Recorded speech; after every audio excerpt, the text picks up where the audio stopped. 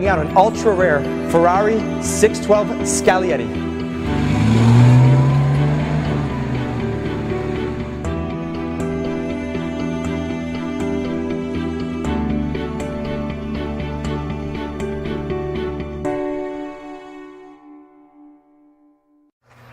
Taking a look under the hood here is a 5.8 liter V12 engine. Now it's obviously got the red heads being a true Ferrari. This engine shares the architecture with the Ferrari Enzo. What a legendary car that is. It's detuned a little bit more for obviously flexibility and low end torque, but this engine in its capacity right here is rated at 540 horsepower, and this is also mated to the optional F1 6-speed automated manual transmission. They call it the F1 as a Ferrari nomenclature. This car was really built to be a daily driver by Ferrari, and they obviously have done a great job. We're going to take it for a spin here and show you exactly what I mean by that. Let's get up close with the exterior of the car. Looking at the front here, the car is really reminiscent of the 599 Fiorano, which is also a current model Ferrari. Factory xenon headlamps up front here, but this is all stock. The beautiful prancing horse badge on the front.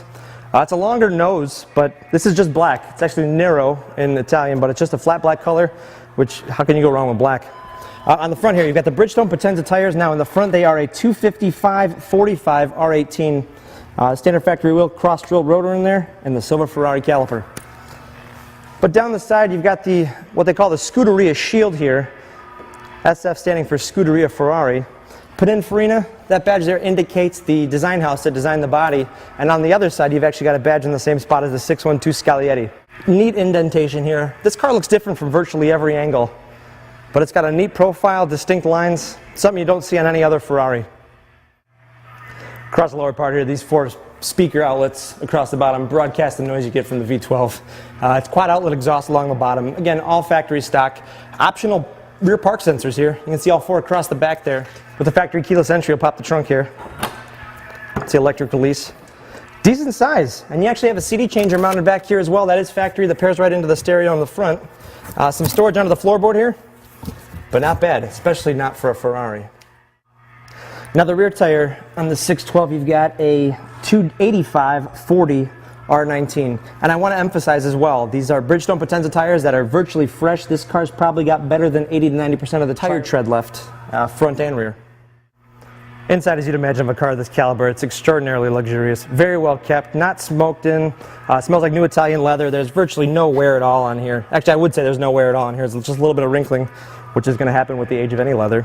But step-in is simple. Again, this is made to be driven every day. Got a power tilt and telescope steering wheel here, automatic setting for the xenons up front, power mirrors, power windows, power locks, obviously. The steering wheel is paired with the F1 shifters right behind.